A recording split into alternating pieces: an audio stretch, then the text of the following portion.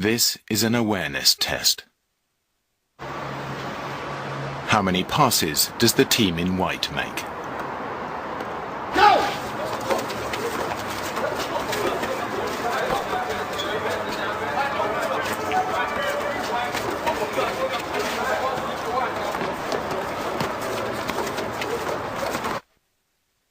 The answer is 13.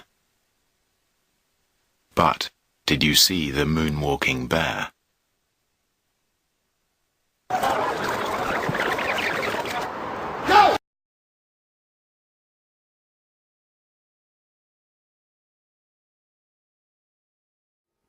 This is a variation of a video used in a University of Illinois study on visual cognition. When groups of people were shown a video very similar to this one, over half of the subjects did not register the man in an animal suit walking right through the middle of the crowd of people passing the basketball back and forth, and would have sworn that there was no man in an animal suit, and some of them so vehemently that they truly thought that it was a trick, and the second video they had been shown was a different video than the one they had seen previously.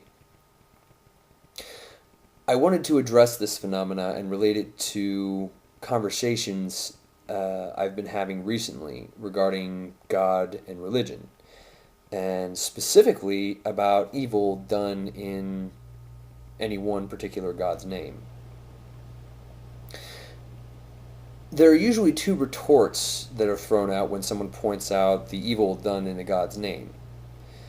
The first retort attempts to supersede the evil done in a God's name by pointing out that there are a lot of good things done in that God's name, as well as bad.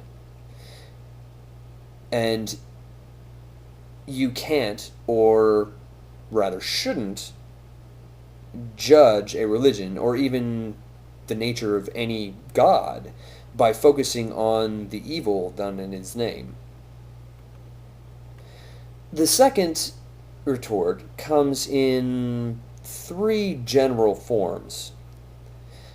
The first of these being that evil isn't the message, and that isn't the religion that they follow. The second states that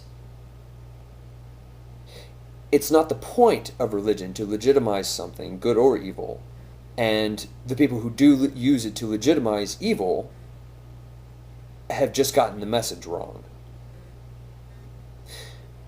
The third suggests that it is the heart of man that has allowed evil to enter the world, and has nothing to do with God, because God is perfect and moral in all the things that he does. And since religion came from God, it too, in its basics, is perfect. None of these are perfect representations of the retorts that are usually given, but the general idea of all of them remains the same. And they've been thrown at me. I'm sure they've been thrown in virtually anybody and everybody who's taken up this debate in different discussions over and over and over and over and over again. And they've honestly just started to drive me nuts. So I'd like to try addressing them in the following way in order to illustrate why they shouldn't be used and or why they can't really be used. And also why it kind of drives me nuts. The players passing the ball back and forth in both white and black are the quote-unquote normal and or extra good people who espouse a religion. And the man in the animal suit that walks through the shot represents the evil done in a God's name. the portions of which are obviously not representative of the ratio of the participants in the video, but you should get the general idea. The first retort about the good in religion and God is virtually a non sequitur. And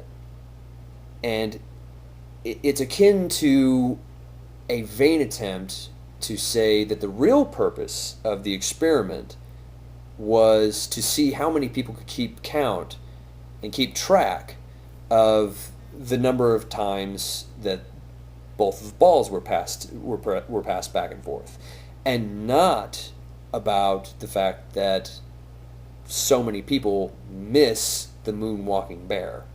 The second retort that comes in the three forms that I mentioned is like someone vehemently believing that there was a trick. And the first video that was shown did not have the moonwalking bear in it. And even after they're shown that the first and second video are the same, they hold to that thought and then make the additional claim that since the bear was not in the first video, the bear isn't part of the video and doesn't actually exist. I could tolerate this any of these ideas being thrown out once, but they never get thrown out just once. They get thrown out over and over and over again, as if they're repeating it like a mantra, like, as long as I say this enough times, as long as I say this enough times, the evil will go away, the evil will go away. It won't.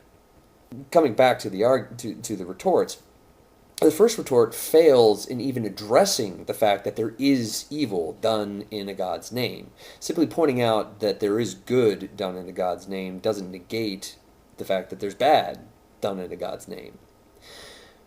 The second set is a little bit worse because it tries, very poorly, but it tries to deny that there is evil done in a God's name.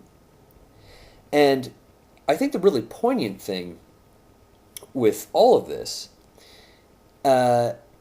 is that the person retorting with either of these two statements, and even sometimes the person who is pointing out the evil done in a God's name, usually aren't aware of or don't follow up on the actual purpose of pointing out that there is evil done in a God's name.